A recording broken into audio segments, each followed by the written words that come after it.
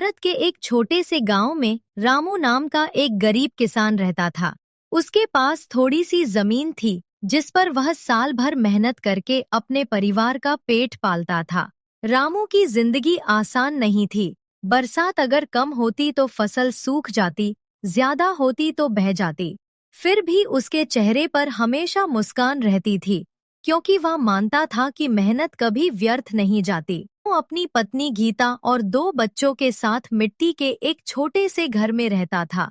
हर सुबह सूरज उगने से पहले वह खेतों में पहुंच जाता, बैलों को जोतता, बीज बोता और शाम ढलने तक काम करता।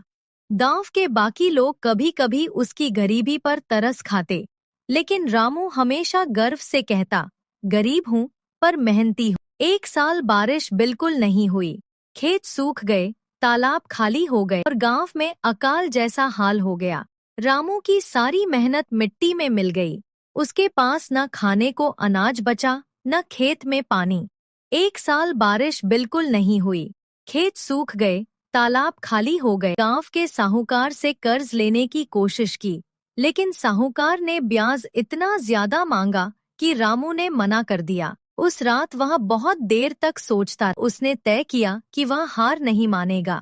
उसने गांव के बाहर के जंगल में जाकर बांस और लकड़ी इकट्ठी और उनसे टोकरियां और चटाइयां बनानी शुरू की। दिन रात मेहनत करके उसने कुछ टोकरियां तैयार की और उन्हें हाट बाजार में बेचने गया। लोगों को उसकी बनाई चीजें बहुत पसंद आईं। धीरे धीरे उसकी टोकरियों की मांग बढ़ने लगी। कुछ महीनों में रामू ने इतना कमा लिया कि वह फिर से अपने खेत में काम करने लायक हो गया और रामू की फसल खूब लहराई।